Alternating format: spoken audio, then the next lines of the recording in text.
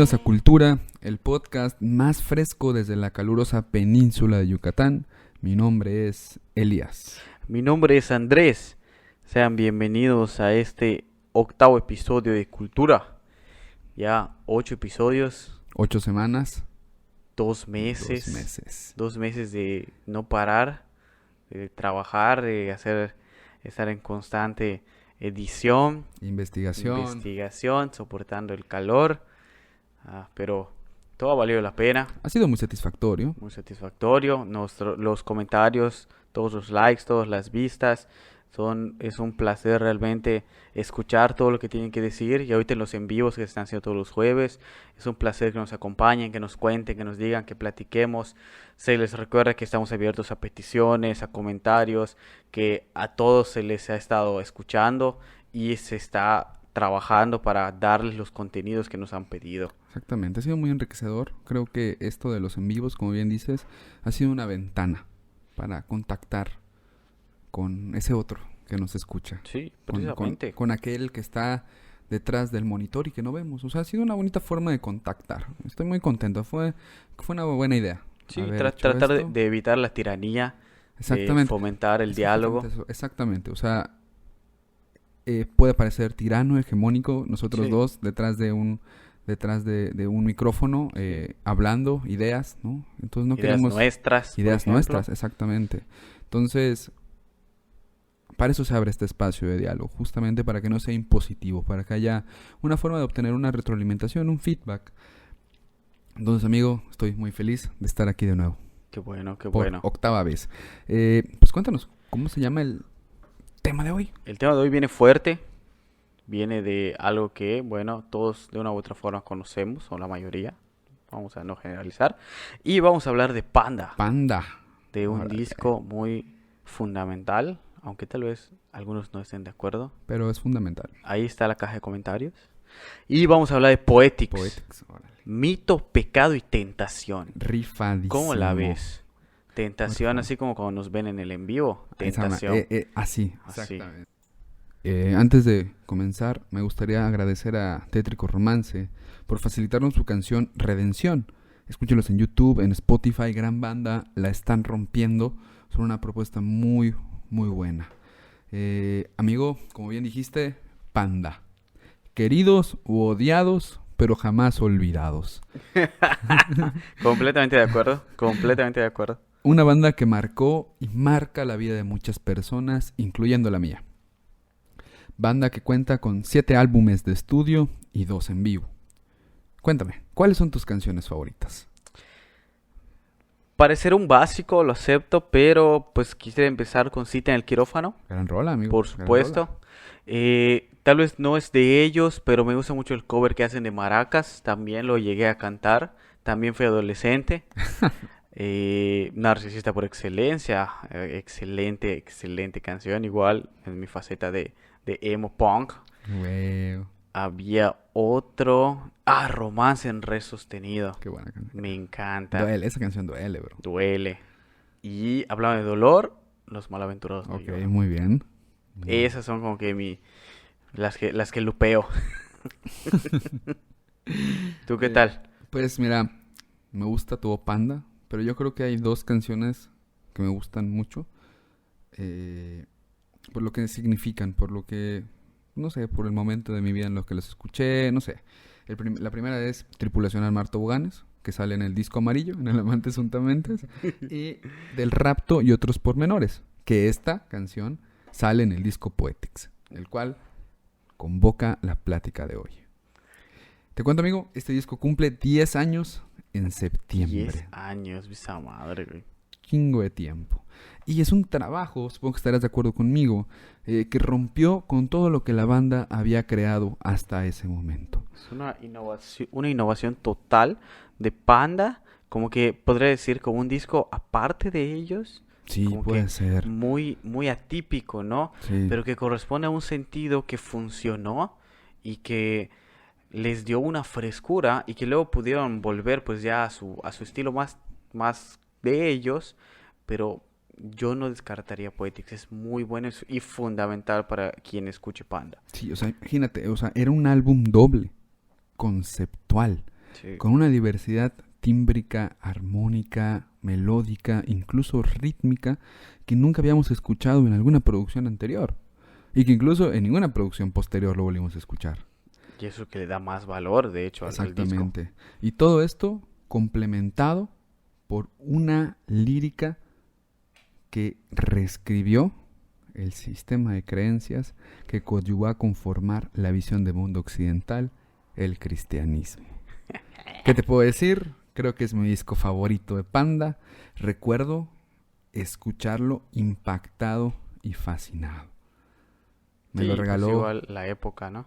Fue un regalo de cumpleaños. Me lo regalaron apenas salió. Un abrazo a mi amigo Nes. Por cierto, toca en una banda que se llama Alice True Colors.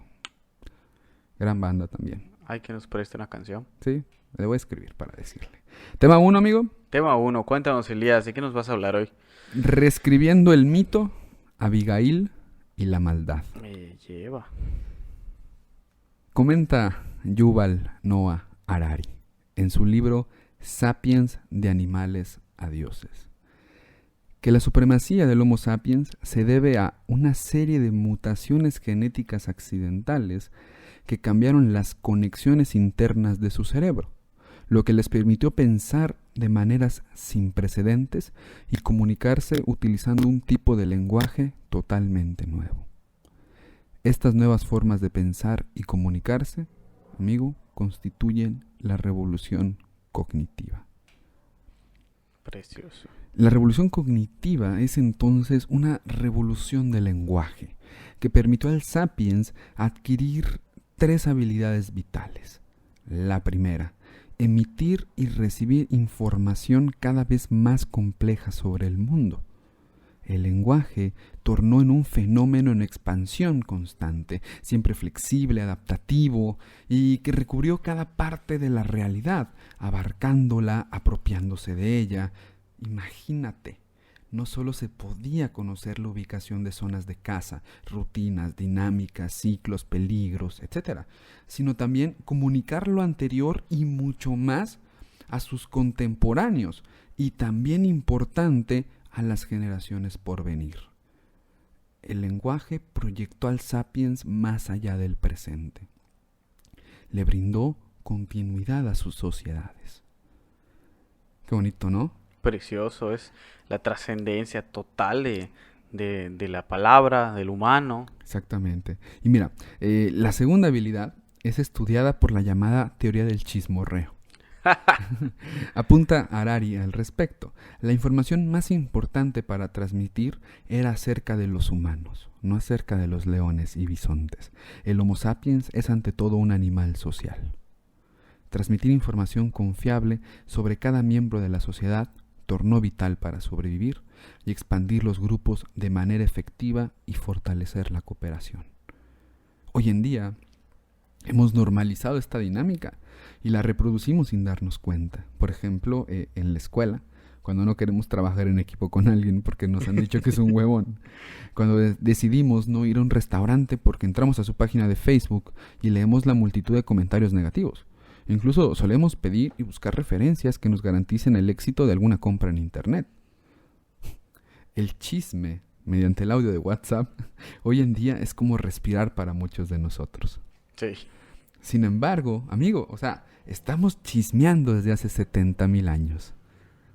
Precioso, ¿no? Qué intenso, ¿no? Somos una especie chismosa, bro. Nos mama el chisme. Hay que aceptarlo, hay que lidiar con él, hay que vivirlo. Está bien. Yo puedo vivir con eso. ¿Tú puedes vivir con eso? Claro que sí. El rato te cuento algo. Va.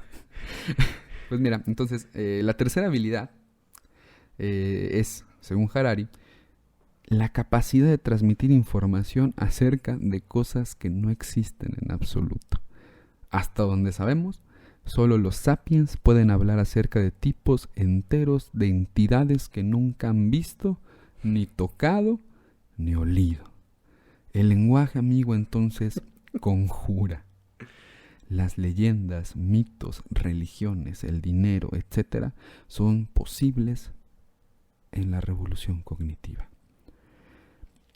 Entonces, este aparente desprendimiento de la realidad podría parecernos a simple vista inútil, ¿no? O sea, en vez de salir a cazar, en vez de estar follando para garantizar la reproducción de la especie, pues estoy rezando, ¿no? Ujú. Sin embargo, estas narrativas imaginarias, estos mitos, son unidades que impulsaron el establecimiento de sociedades macroorganizadas, porque entonces comenzamos a imaginar colectivamente. Dice Harari, podemos urdir mitos comunes, tales como la historia bíblica de la creación o los mitos nacionalistas de los estados modernos. Dichos mitos confirieron a los sapiens la capacidad sin precedentes de cooperar flexiblemente en gran número. Me pregunto, voy a abrir una pregunta, ya sea para el en vivo del jueves o para donde quieran. ¿Sería posible entonces, amigo, hablar del Estado, las fronteras, las naciones, los dioses, sin esta capacidad conjurante del lenguaje? Yo creo que no. Yo creo que no. No, pues claro que no. Bueno, vamos a dejarlo para el debate, ¿no? Para el en vivo.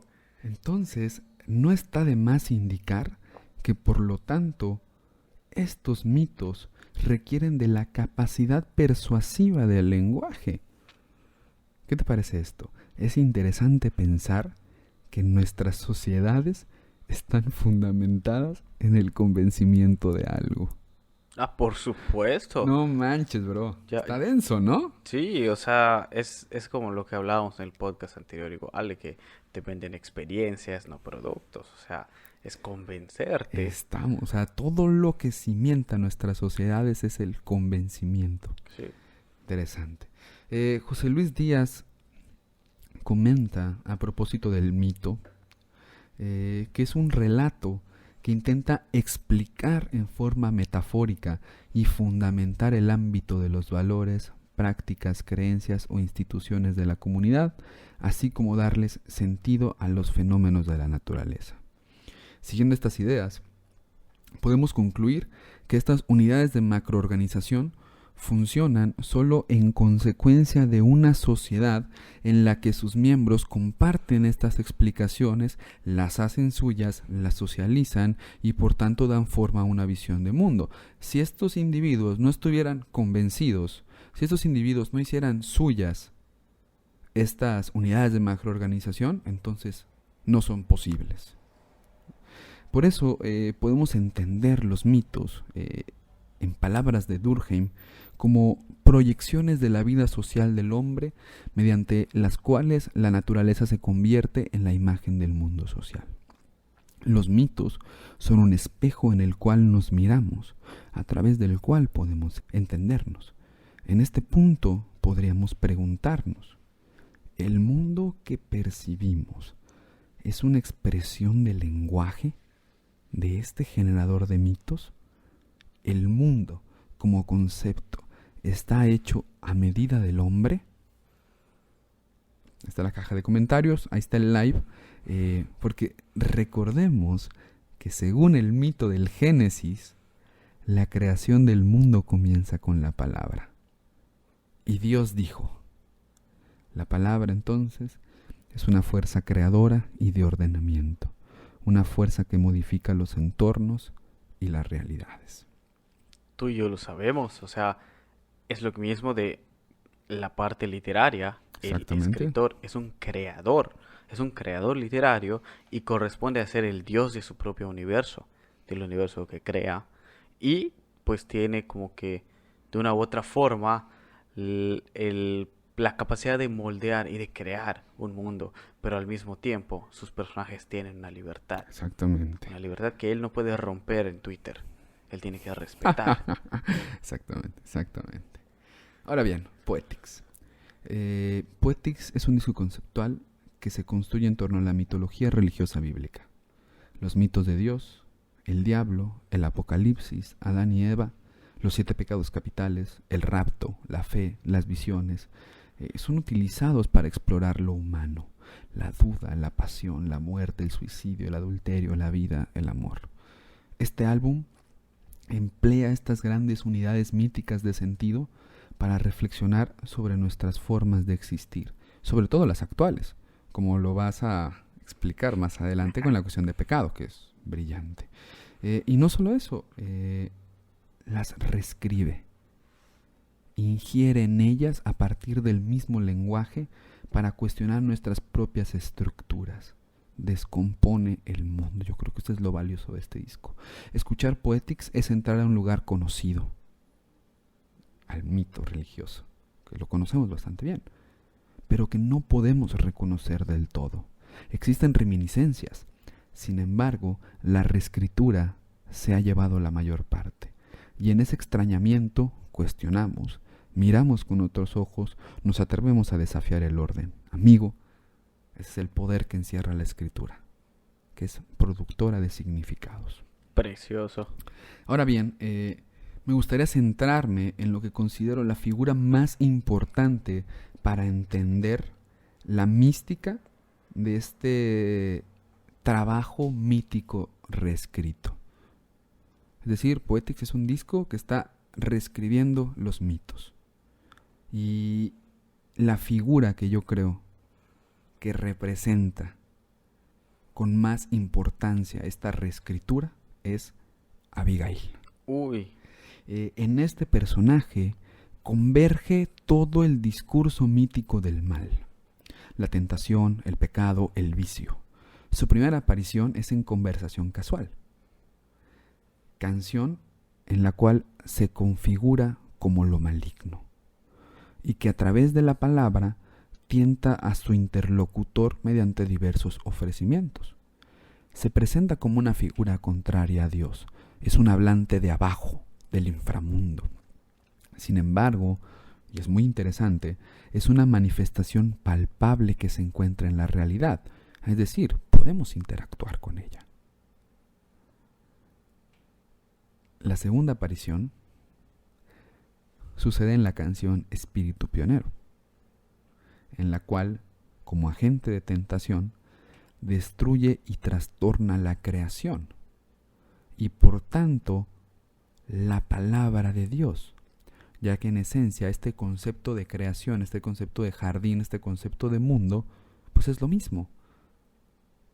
La palabra y la creación están unidas y entonces Abigail, como agente de tentación, las trastorna, las destruye. Es una mención breve, apenas me parece que 1 o 2 o 3 estrofas, pero muy significativa con respecto a lo que vamos a mencionar ahorita. En la tercera aparición es donde sucede la reescritura. La canción Abigail, que va a ser la que revelará la identidad de este oscuro poder. Fíjate, hasta ahora este personaje se manifestaba como relato a través de la voz de otros, es decir, como mito. Sí. Y a partir de ahí podíamos reconocerle. Sin embargo, esta canción comienza con una declaración muy dura. Abigail, divina Trinidad. Vale. Abigail, princesa cruel. Abigail entonces es una Trinidad divina. Es princesa, es decir, hija de reyes. Quizá en primera instancia podríamos decir Abigail es Dios, por la cuestión de la Trinidad. Pero pues Dios en la tradición es considerado rey, no un príncipe, no una princesa. O sea, esto no es coherente. No podemos reconocerle. Exacto. Entonces, ¿quién es? ¿Qué identidad? ¿Qué entidad define su identidad a partir de una Trinidad y podríamos entenderla como hija de reyes? Yo creo, amigo, que es la religión. En femenino, sí. Abigail. Tiene todo el sentido. Y así, pues esta construcción de personaje continúa. Dice, no eres mejor difamación. Vas a traicionar a tu público con mentiras y calumnias de utilidad. Serás real, serás ficción, ¿Cuál es tu versión?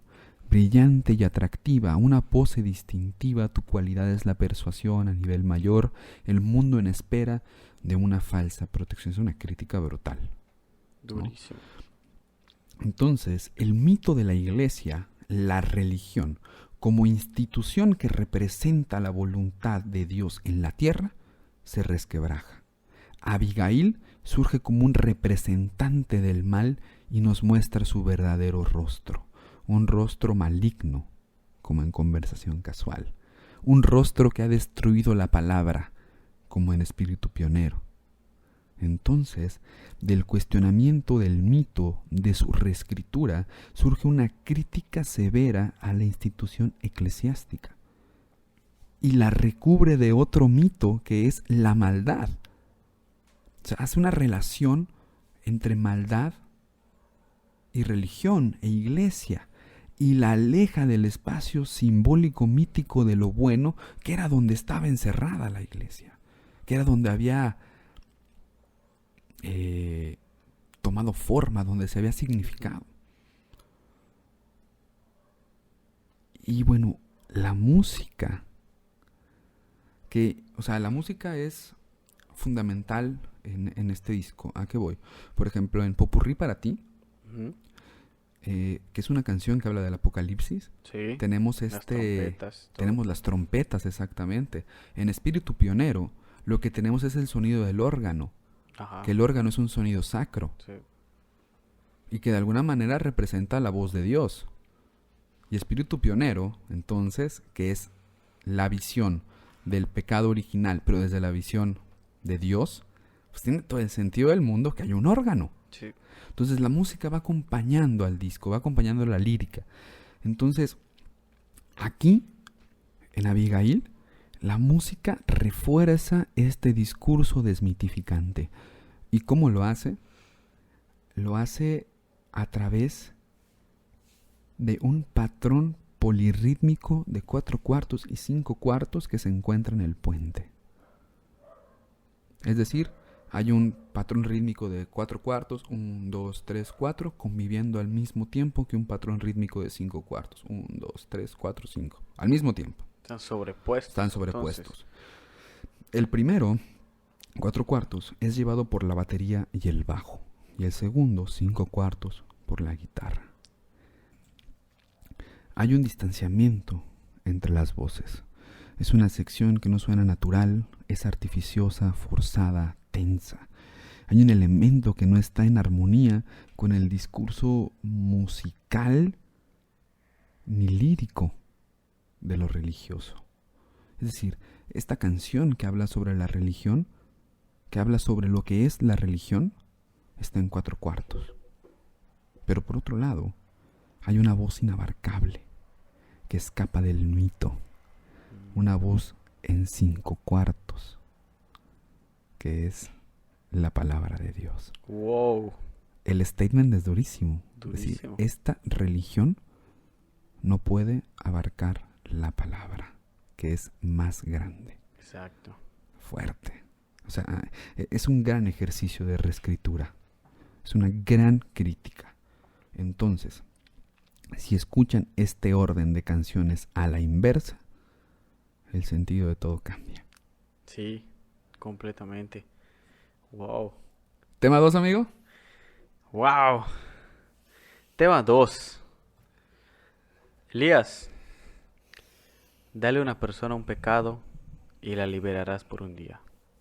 Enséñale a pecar y la liberarás por el resto de su vida. Madre. Qué duro, bro. La verdad duele. Duele mucho. Porque, como sabrás, en la religión el número sagrado es el 7. 7 los días de la semana, 7 los mares, 7 las maravillas del mundo, 7 los discos de estudio de Panda. Que son los mismos que las maravillas del mundo, ¿eh? Y 7 los pecados capitales. Todo tiene un orden y una jerarquía. Nuestra sociedad se construye a través de estructuras que dan sentido a nuestra existencia. Y es que el mismo caos corresponde al ordenamiento de los factores y las ideas que permiten la lucha. Okay. Para derrocar un sistema hay que organizar otro. Y combatir estructuras es parte de la naturaleza rebelde del humano. ¿Cuántas veces no hemos roto o doblado las reglas para nuestro beneficio, buscando un placer inmediato o una victoria? Lo hacemos cuando llegamos tarde a nuestros compromisos, cuando no llegamos a los mismos, cuando actuamos de manera irresponsable por la simple satisfacción de sentirnos empoderados respecto a nuestra vida y de generar ese pequeño caos que nos permite sentirnos plenos para luego volver a esta rutina. Son dos caras de una moneda que necesitamos para perpetuar nuestra existencia. Estoy de acuerdísimo. Yo no. Es ese combatir precisamente la institucionalización, ¿no? Combatir ese orden, combatir esas reglas. Porque todos tenemos una autoridad institucionalizada que nos construye. La casa, por ejemplo, la escuela y, por supuesto, la iglesia. Hay otras, ¿no? Está el trabajo, está el gobierno. Los medios de comunicación. Los medios de comunicación, la clase social. Y cada una cumple con una función específica. Pero todas se conjuntan en nosotros y plantean disciplinas similares que se centralizan en nuestra personalidad, misma que adaptamos de acuerdo a la situación, pero que todas nuestras máscaras se unen en algún punto. Tal vez no seamos el mismo en el trabajo, que en la escuela, que en la casa y que en los amigos, pero a fin de cuentas nuestra personalidad es la misma. Estoy de acuerdo. Son pequeñas variantes que tenemos de lo mismo. ¿Alguna vez alguna de estas instituciones te habrá dicho que no, por alguna razón, y te habrás rebelado ante esto, de manera activa o pasiva, con gritos o en silencio? Pero no puedes negar el hecho de que existe un espíritu rebelde en tu interior que busca los momentos adecuados para resplandecer y cegarte para que hagas cosas que no harías comúnmente, pero que te ayudan a llenar esos vacíos que hacen de tu vida diaria. Precisamente un gran ejemplo es en mi experiencia en la carrera cuando me escapaba de las clases. Exactamente. Cuando llegaban y me decían, ¿sabes qué? Vámonos. Y yo decía, ya fui a la clase varias veces, estoy harto de la clase, estoy molesto, voy a rebelarme y no voy a ir. Al día siguiente me recupero, ¿no? Y regreso a la rutina. Pero ese momento de rebeldía me hizo pleno y me permitió seguir y volver al orden. Así pues, una de las instituciones con mayor grado de control sobre la sociedad es la Iglesia, misma que se ha encargado de institucionalizar la religión y educarnos, vendérnosla como un producto que tiene determinadas capacidades y te garantiza algo más allá, que varía de religión a religión, pero tiene una póliza que debes cumplir, pues de otra forma se invalida tu garantía. Esto ha sido llamado pecado, y tal vez tenga sinónimos en las distintas religiones, o tal vez en unas religiones no exista. Pero hoy particularmente hemos de hablar del pecado considerado en el cristianismo, y siendo un poco más específico, en el catolicismo. La banda de la que hablamos hoy, Panda, es mexicana, y gran parte de México dedica el culto a esta figura clavada en una cruz. Y el disco que analizamos tiene una carga teológica muy fuerte que nos permite ahondar sobre el pecado. ¿Pero qué es el pecado? Jorge Aurelio Díaz hace un estudio titulado Pecado y Autonomía, muy bueno, con un gran valor teológico. Se los recomiendo mucho. Y él nos dice que el pecado es decir, hacer, pensar o desear algo contra la ley de Dios o la ley humana en materia grave, con plena advertencia y pleno consentimiento. No es un accidente, ¿sí? No es así como si nada. Es una acción que tú tomas la decisión de realizar y de hacer, porque tú consientes hacer este pecado, este pecar, lo aceptas. Exactamente. Y lo ejerces, ¿no? Sin embargo, esta definición podría ser un poco escasa. Tenemos una definición más completa que nos da el Papa Juan Pablo II en el Catecismo de la Iglesia Católica. Y te lo parafraseo así. Para comprender el pecado es preciso reconocer el vínculo profundo del hombre con Dios, porque fuera de esta relación, el mal del pecado no es desenmascarado en su verdadera identidad de rechazo y oposición a Dios. La realidad del pecado solo se esclarece a la luz de la revelación divina. Sin el conocimiento que ésta nos da de Dios, no se puede reconocer claramente el pecado. Y se siente la tentación de explicarlo únicamente como un defecto de crecimiento. Solo en el conocimiento del designio de Dios sobre el hombre se comprende que el pecado es un abuso de la libertad que Dios da a las personas creadas para que puedan amarle y amarse mutuamente. Fíjate bien que para pecar, primero necesitas tener un vínculo con Dios. Importante, sí. Su ley tiene que estar inmersa en ti a través del condicionamiento que te da la iglesia conforme creces. Desde el bautizo, la primera comunión, la confirmación, la confirmación de que aceptas esta ley. Y es ahí donde el pecado lo conoces, ¿no? Y así es como puedes estar cerca y crear este vínculo, ¿no? Tal vez estoy siendo un poco drástico. Ahí está la caja de comentarios que nos cuenten. Pero la definición dada nos permite comprender que para el no creyente el pecado se enmascara. Y es algo que hoy en día nos pega mucho con los diferentes hechos sociales que son considerados pecados por unos y por tanto son estigmatizados por no respetar las leyes de su culto. Pero estamos hablando de que si la otra persona no cree, no es pecado. No es pecado para ellos, no está en su ley. Ellos no están quebrantando ninguna regla a nivel consciente. El creyente tendría que enfocarse hacia sí mismo y no hacia el otro en representación del pecado. Porque el pecado es algo íntimo, algo tuyo con Dios y algo que solo entre tú y Dios puedes resolver y te pueden absolver. Pero, más interesante aún, es que tanto en la definición anterior como en esta, el pecado es algo que haces conscientemente. Es el quebrantamiento de una regla, pero que tú decides hacerlo con tus plenas facultades mentales. No es un error, y lo sabemos. Una regla no la puedes romper si no la conoces. Y es el momento en que uno decide cómo actuar. Y ahí está la esencia del pecado. En ese instante donde piensas en pecar, en hacerlo. Desde ahí, moralmente ya has pecado. Y el convertir tu verbo en hombre y en hecho, completa este pecar. Durísimo. Esa es la trampa del libre albedrío. También donde tienes la capacidad de decidir y hacerte responsable de las consecuencias de tus actos. Como cuando decides escuchar el disco de Poetics de Panda, que sabes que tendrá un fuerte impacto en ti. Y aún así lo haces. Te preparas para vestirte con tus Vans de cuadros y deprimirte por tu ex. Estás consciente de todo esto y decides convertirte en un punk y debes aceptar las consecuencias de este pecado. No es una etapa, mamá. Exacto.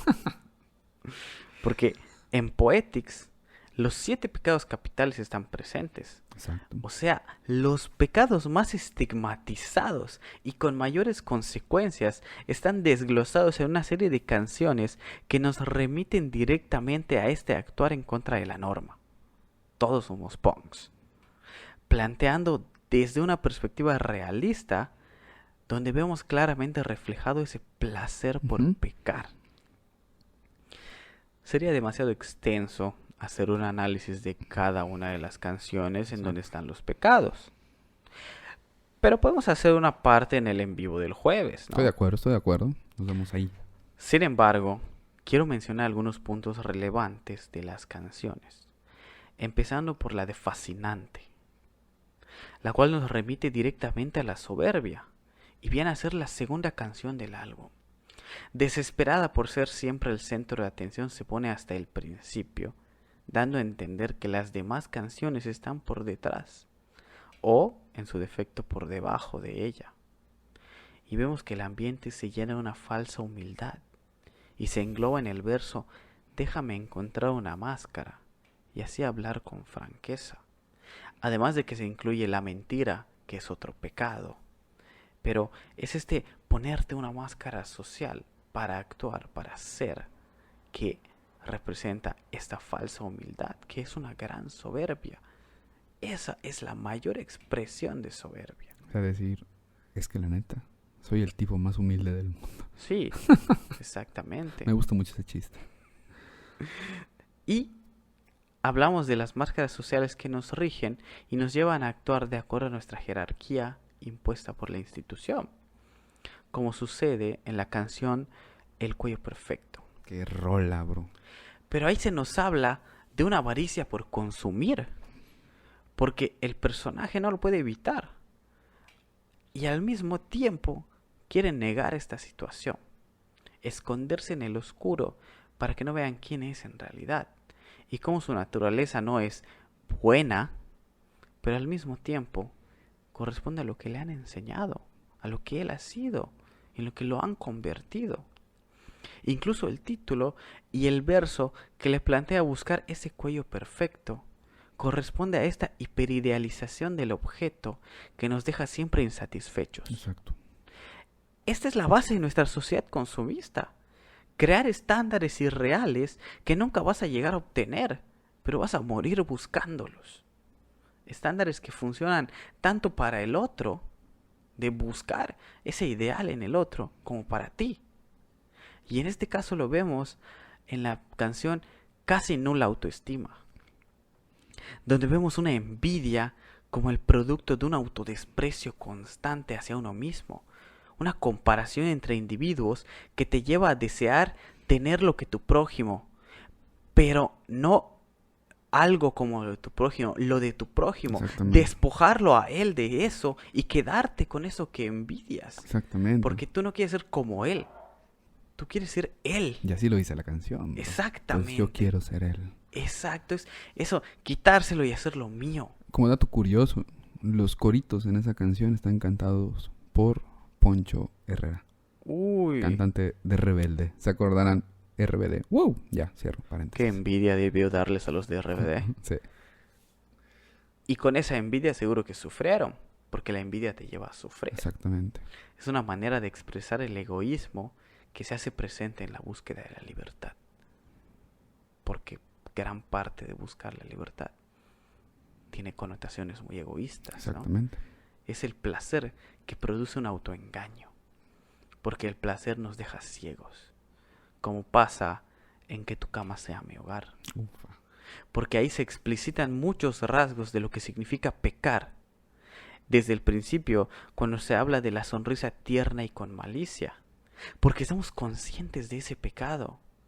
Entonces, cuando tú vas a pecar, cuando sabes que estás haciendo algo mal y tienes esa sonrisa cómplice, maligna, que hasta consideras tierna y la puedes ver mucho en los niños. Cuando el niño sabe que ha hecho una travesura y te da esa sonrisa con malicia. Exactamente. ¿Sí? Que es precisamente eso, ¿no?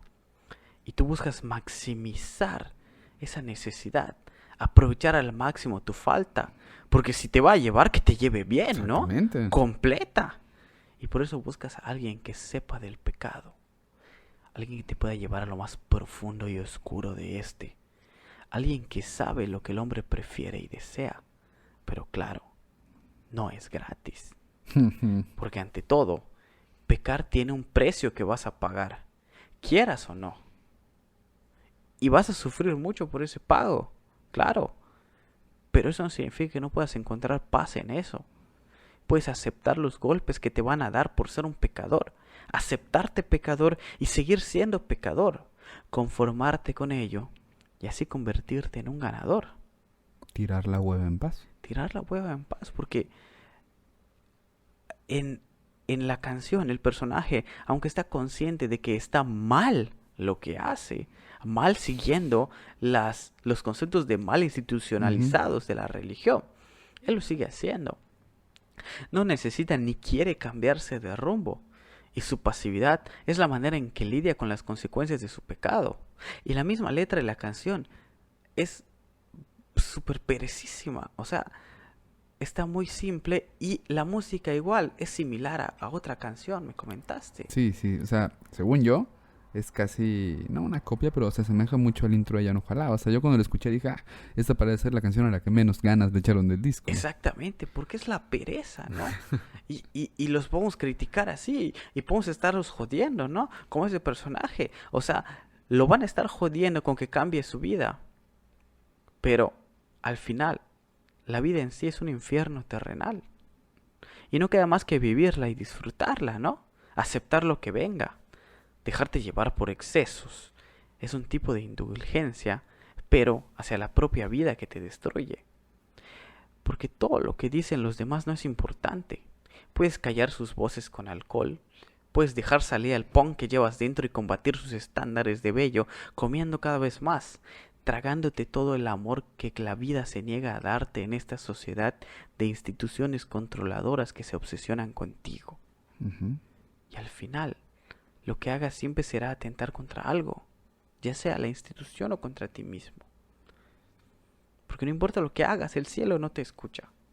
Y ese silencio, esa ignorancia que busca dividirnos, incluso como individuo que busca fragmentarte y convertir cada una de tus partes en algo independiente, y que una mano no se entere de lo que hace la otra con tal de permanecer siempre en la oscuridad, cuya única luz vendrá, o se espera que venga, desde arriba.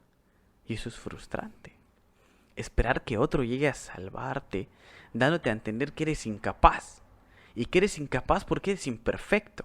Y nunca has de alcanzar la plenitud de la vida. Y solo te queda aceptar tu condición, u odiarte a ti mismo. Sentir una ira profunda hacia tu propia existencia limitada por tu creador. Ese que te ha dado todas las capacidades y te las ha limitado. Si te fijas, el disco tiene un tronco común que va conectando las canciones. Y aunque cada una corresponde a una rama de este árbol, se alimentan una de otro para complementarse y darnos una poética maravillosa que podrías escuchar una y otra y otra y otra vez para comprenderla. Nos invita a pecar, nos enseña a pecar, nos ofrece la fruta prohibida para ver desde otra perspectiva la esencia del pecado y con eso nos tenta. ¿Qué viene a ser el tema 3? Tema 3, amigo. ¿Dónde está la tentación en Poetics? Me gustaría ser breve, ya estamos rondando casi los 45 minutos. Entonces, bueno, la tentación está y parte de la reescritura del mito. La tentación radica en la libertad creadora que trae consigo el escribir, en cualquier lenguaje, de modificar las estructuras del mundo en cualquier momento. La tentación de transgredir, acercarnos a ser conscientes que lo que escribamos será nuestra decisión y de nadie más. Dejarse llevar por la tentación es una liberación que ha permitido la aparición de obras de arte magníficas, amigo. Por supuesto.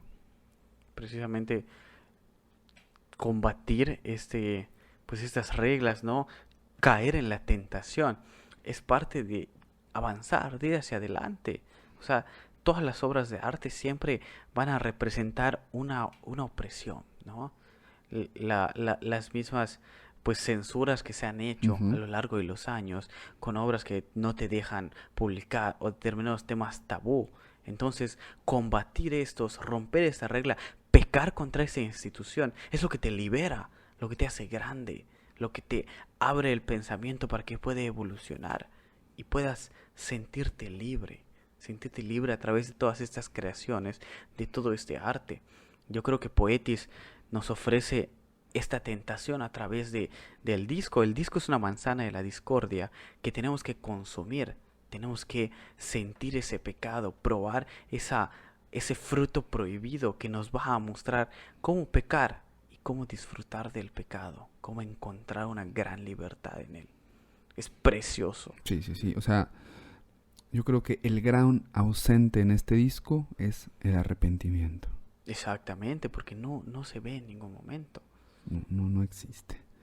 Interesante. Entonces, resumiendo, la tentación está en la reescritura y en el ejercicio libre, ¿no? Exactamente, de pecar, tomar tu libertad. De pecar, de tomar esa libertad. Exactamente. Pecar cuando tú quieras, como tú quieras.